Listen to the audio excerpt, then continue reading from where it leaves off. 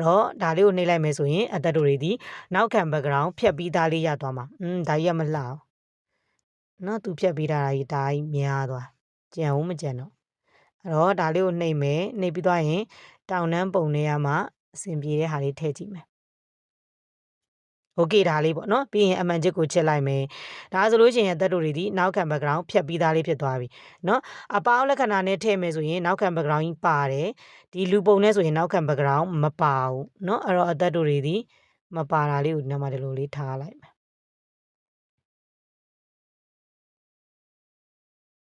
nó nè cha bộ nó bộ ao của trái từ lối nè cha cha bây giờ từ lối chuyện đó rồi đi mà đặt đàn này thả mấy rồi video को play gì mấy đi mà tao nén thì animation မပါဘူးဖြစ်နေဆိုတော့အသက်တို့တောင်းတန်းကို animation ထည့်မယ်ဆိုရင် sticker လေးတွေပဲပြန်သွားမယ်။သွားပြီးဆိုလို့ရှိရင်အသက်တို့ဒီမှာရှိတယ်တောင်းတန်းပုံလေးပေါ့နော်။အဲ့ဒီတောင်းတန်းပုံလေးကိုလက်နဲ့တစ်ချက်နှိပ်ပြီးလို့ရှိရင်ဒီမှာရှိတယ်ခဲတံလေးပေါ့နော်။အဲ့ဒီခဲတံလေးကိုနှိပ်ပြီးတဲ့အခါမှာ animation လေးတွေကိုကြိုက်တာလေးထည့်မယ်။ဒီဗီဒီယိုကကျတော့အသက်တို့တွေဒီ editing နည်းလမ်းမှာထားပါတော့ animation လုပ်နည်းဆို animation လုပ်နည်းတီးတဲ့စာထည့်နည်းဆိုစာထည့်နည်းတီးတဲ့ပြီးရင်စာကို animation ထည့်နည်းဆို animation ထည့်နည်းတီးတဲ့ပြီးသားဆိုလို့ရှိရင်နောက်က background ထည့်တီးတဲ့အဲ့လိုမျိုးဗီဒီယိုတစ်ခုချင်းစီကိုပြောထားတာမျိုးမဟုတ်ဘဲနဲ့အားလုံးကိုခြုံငုံပြီးတော့မှတစ်ပုတ်ထဲမှာပြောထားတာဖြစ်တဲ့အတွက်ကြောင့်မို့လို့တက်ဆင့်ချင်းစီတော့လိုက်လို့မရလိမ့်မယ်တကယ်လို့ပေါ့နော်ကိုကတက်ဆင့်ချင်းစီလုံနည်းကိုတိထားပြီးကြတော့ကိုလိုလိုပေါင်းဆက်လို့ရတာမျိုးပေါ့နော်ပြောမယ်ဆိုလို့ရှိရင်ဒါကကျတော့အသက်တို့ဗီဒီယိုကိုနီးလန်းနေတည်ပြီးသွားတဲ့နောက်မှာပေါင်းဆက်တဲ့အပိုင်းကိုရောက်သွားပြီမို့လို့အဆင့်တော်နည်းနည်းများလိမ့်မယ်နော်အဲ့တော့တက်ဆင့်ချင်းစီတင်တဲ့ဗီဒီယိုလေးတွေကိုတိထားတယ်နော်ပို့ပြီးအဆင်ပြေတယ်နော်အဲ့တော့ဒီလိုမျိုးလေးတွားလိုက်မယ်တွားပြီးဆိုလို့ရှိရင်ဘာလုပ်မလဲဆိုတော့ဒီနေရာမှာသူ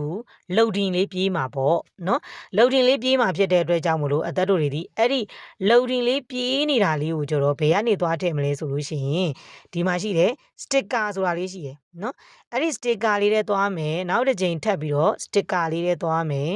GIF တဲသွားမယ်သွားပြီးဆိုလို့ရှိရင်အသက်တို့တွေဒီမှာရှိတဲ့ sticker ဆိုတာလေးကိုသွားမယ်နော် sticker ဆိုတာလေးကိုနှိပ်မယ်နှိပ်ပြီးဆိုလို့ရှိရင်ဒီရှာရမယ့်နေရာလေးမှာLOADING loading ဆိုပြီးရှာလိုက်မယ်နော်အဲ့မှာဆိုရင် loading design တွေမျိုးမျိုးရှိတယ်အဲ့ဒီတည်းမှာကိုကြိုက်တဲ့ loading design ကိုရွေးပေါ့နော်အဲ့ဒါတော့သတ်မှတ်ချက်မရှိပေါ်ရစမယ်ဥမာအနေနဲ့အသက်ကတော့ဒါလေးလုပ်ကြည့်ပေးမယ်နော်အဲ့တော့ဒါလေးယူမယ်ချက်ချက်ကတ်ကိုနှိပ်မယ်လွတ်တဲ့နေရာကိုထောက်မယ်အမှန်ချစ်ချက်လိုက်မယ်ဒါဆိုလို့ရှိရင်အသက်တို့ရဲ့ဒီ loading လေးဒီဘာဖြစ်နေလဲဆိုဒီနေရာမှာရောက်နေတာအဲ့တော့အဲ့ဒါလေးကိုလက်လေးနဲ့တစ်ချက်ထောက်ပြီးတော့ကိုလိုချင်တဲ့နေရာလေးရောက်တဲ့အထိရွှေ့လိုက်မယ်ပေါ့ဒီမှာနေရာချလိုက်မယ်โอเคအဲ့ဒါဆိုရင် play ကြည့်မယ်ဗီဒီယိုကိုအစကနေဒီမှာ play ကြည့်မယ်เนาะဒီလိုမျိုးလေးဖြစ်နေပြီအဲ့မှာ loading လောက်တာပြီးသွားပြီဆိုလို့ရှိရင်အသက်တို့ဘာလုပ်မလဲဆိုတော့အဖြေမှန်လာမယ်လीเนาะအဖြေမှန်လာမယ်ဆိုတဲ့အခါကျတော့အဖြေမှန်လာဖို့အတွက်ဒါလေးတွေကိုနောင်နာလေးဒီနည်းနည်းလေးဆွဲလိုက်မယ်ဒါလေးကိုလည်းနောင်နာလေးနည်းနည်းဆွဲမယ်အဖြေမှန်ရေးဖို့အတွက်ဒါလေးတဲ့နောင်နာနည်းနည်းဆွဲမယ်တစ်ခုချင်းစီကိုနောင်နာနည်းနည်းဆွဲမယ်ဆွဲမယ်โอเคအဲ့တော့အသက်တို့တွေဒီ loading လေးလည်းပြီးသွားရောနော်အဲ့တော့သူ loading လုပ်နေတယ်ဆိုတာလေးပြလိုက်မယ်ပေါ့နော်အဲ့တော့ loading လေးလည်းပြီးသွားရော loading ကကိုကဘလောက်ထိထည့်ကျင်တာလဲပေါ့ဒီအတုံးလေးကိုဖိပြီးတော့မှကိုထည့်ကျင်တဲ့လားလေးလောက်ထိပဲဆွဲလိုက်မယ်ဆွဲပြီးတော့အဖြေမှန်ပြောတော့မှာဖြစ်တဲ့အတွက်ကြောင့်မလို့ဒီ loading လေးပြီးသွားတာနဲ့တပြိုင်နက်တည်းတီတဲကိုသွားပြီးလို့ရှိရင်တောင်တန်းဖြစ်တဲ့အတွက်for example MOUNTAIN ဟုတ်တယ်နော် mountain ပြီးသားဆိုလို့ရှိရင်သူ့ကိုလည်း animation ထည့်ခြင်းနဲ့ဆိုရင်သဘောတရားသည်စဝိုင်းလေးတွေသွားမယ်ကိုကြိုက်တဲ့ animation လေးထည့်မယ်အမှန်ချစ်ချင်မယ်ဒါဆိုလို့ရှိရင်အသက်တို့တွေဒီ mountain လေးကိုကြတော့ဒီမှာဒီအတုံးနေနဲ့တဒန်းလေးလေးထားလိုက်အဲ့တော့ဗီဒီယိုကိုစနေ play ကြည့်မယ်အင်္ဂလိပ်လိုလုပ်ဒီလာပြီပြီးရင် mountain ကိုနေရာရွှေ့မယ်ဒီနားလေးရောက်တဲ့ထိနော်အဲ့တော့ဒီ mountain ကိုအသက်တို့တွေဒီရောင်တိုင်းပဲထားမယ်ဆိုလဲဒါအရောင်ချိန်မယ်ဆိုလို့ရှိရင်လေခုနက edit ထဲကနေပြီးတော့အရောင်လေးသွားချိန်မယ်ပေါ့နော်အဲ့တော့ play ကြည့်မယ်ဒီမှာလာပြီပြီးရင် mountain ဆိုပြီးလာပြီ okay အဲ့တော့အားလုံးပြီးသွားပြီဆိုလို့ရှိရင်ဒီမှာရှိတယ်အမှန်ချစ်လေးကိုချစ်မယ်ချစ်ပြီးသွားပြီဆိုလို့ရှိရင်ဒီမှာဆိုရင်ပြီးသွားပြီလေနော်အဲ့တော့အဲ့ပြီးသွားတဲ့နေရာလေးမှာလက်နဲ့တစ်ချက်ထောက်ဒီမှာရှိတယ် split ဆိုတာလေးကိုနှိပ်မယ်နှိပ်ပြီးသွားရင်ဒီဘက်ဘေးမှာရှိတယ် အတုံးလေးကို delete လေးဖြတ်လိုက်မယ်ပိုနေတာတွေကို delete လိုက်ဖြတ်မှာပေါ့နော်ပြောမယ်ဆိုရင်တော့လေအဲ့တော့ပိုနေရာတွေကို split delete လိုက်ဖြတ်မယ်အဲ့တော့ဒီလိုမျိုးအစအဆုံးလေးဒီမှာပြီးသွားပြီ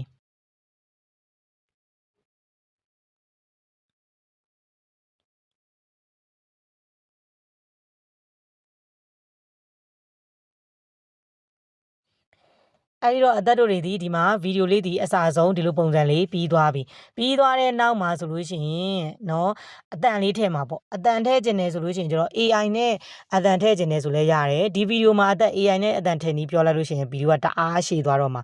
ပြီးရင်ခုနကပြောသလိုမျိုးစာထည့်နီးတွေsplit delete မလိုတဲ့နေရာဖြတ်တဲ့နီးတွေအယောင်ချင်းနီးတွေဒါတွေမသိသေးဘူးဆိုလို့ရှိရင်ကျတော့အသက်တို့နည်းနည်းလေးဒီ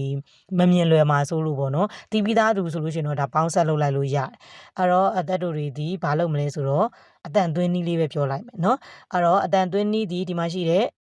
တင်ဂီတာလေးတွေကိုသွားမယ်သွားပြီးသွားရင်ဒီမှာ mic ပုံလေးရှိတယ်နော် mic ပုံလေးရှိတယ်အဲ့ဒီ mic ပုံလေးကိုနှိပ်ပြီးသားပြီဆိုလို့ရှိရင်ဒီအနေလေးကိုနှိပ်ပြီးတော့ဘာသွင်းမလဲဆိုလို့ရှိရင်တောင်တန်းကိုဘယ်လိုခေါ်လဲဆိုတဲ့အတန်လေးသွင်းလိုက်မယ်ပေါ့နော်အသက်ကတော့ဒါဒီscreen record ဖမ်းနေရဖြစ်တဲ့အတွက်အတန်သွင်းလို့မရဘူးကိုကအဲ့မှာသွားပြီးတော့မှအတန်လေးသွင်းမယ်ပေါ့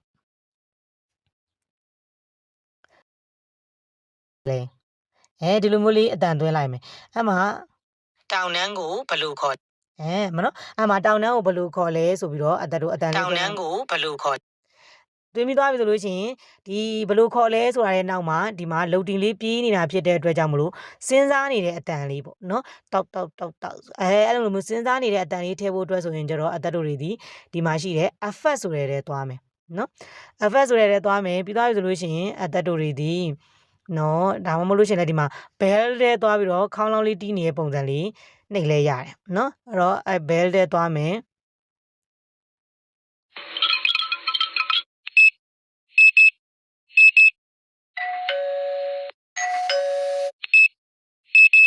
နော်ဒါလေးနှိပ်လိုက်မယ်ပြီးရင် you ဆိုတာလေးကိုနှိပ်မယ်ပြီးသွားပြီဆိုလို့ရှိရင်အသက်တို့ဒီမှာ play ကြည့်မယ်တောင်တန်းကိုဘယ်လိုခေါ်အဲ့ကြတော့အဲ့ဒီအတန်လေးကို effect အတန်လေးကိုအသက်တို့တွေနော်လုတ်တီလေးပြီးရတဲ့ဒီပဲထည့်မှာပေါ့နော်အမတကယ်လို့ဒါအောင်မကြိုက်ဘူးဆိုလို့ရှိရင်လည်းပြန်ဖြတ်ပြီးတခြား effect တန်လေးသွားရှာလဲရတယ်နော်အဲ့တော့ effect ထဲကိုသွားမယ်သွားရှာကြည့်မယ်3 2 1နော်အဲ့တော့3 2 1ဒီလောက်လဲရတယ်တောင်တန်းကိုဘယ်လိုခေါ်3 2 1အဲ့3 2 1ဆိုပြီးတော့ပြီးသွားတော့မှ mountain ဆိုတဲ့စာလေးကိုလုပ်မယ်ဆိုရင်တီထဲကိုသွားပြီးတော့မှ mountain လေးကိုဒီဘက်လေးနည်းနည်းလေးတိုးလိုက်မှာပေါ့နော်လုတ်တင်လေးကိုလည်းဒီဘက်လေးနည်းနည်းလေးပြန်တိုးမယ်ဒါလေးတွေကိုလည်းနည်းနည်းချင်းစီနော် mountain နဲ့တူတူပြန်တိုးမယ်ဘာလို့လဲဆိုတော့အသက်တို့3 2 1ဆိုတဲ့ countdown ထည့်ကျင်တာမို့လို့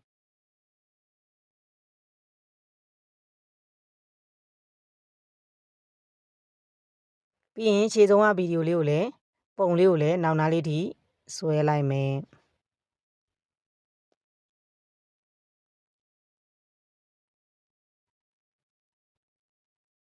โอเคအဲ့တော့ mountain ဆိုတဲ့နားလေးရဲ့ရှေ့လေးမှာဒီမြင်းပြူလေးချမယ်ချပြီးသွားပြီဆိုလို့ရှိရင်အသက်တို့ကအပြေမှန်ကိုအတန်သွင်းမယ်ပေါ့နော်အပြေမှန်ကိုအတန်သွင်းမယ်ဆိုတော့အမှန်ကျလေးကိုချစ်ပြီးတော့ခါမှာအတန်သွင်းမယ်ဆိုရင်ခုနကနေလန်တိုင်းပဲ audio ဆိုတဲ့ထဲသွားမယ်သွားပြီးသွားပြီဆိုလို့ရှိရင်ဒီ mic လေးကိုနှိပ်ပြီးတော့ mountain เนาะအဲ့လိုမျိုးလေးကိုအတန်သွင်းမယ်ပေါ့ mic လေးကိုနှိပ်မယ်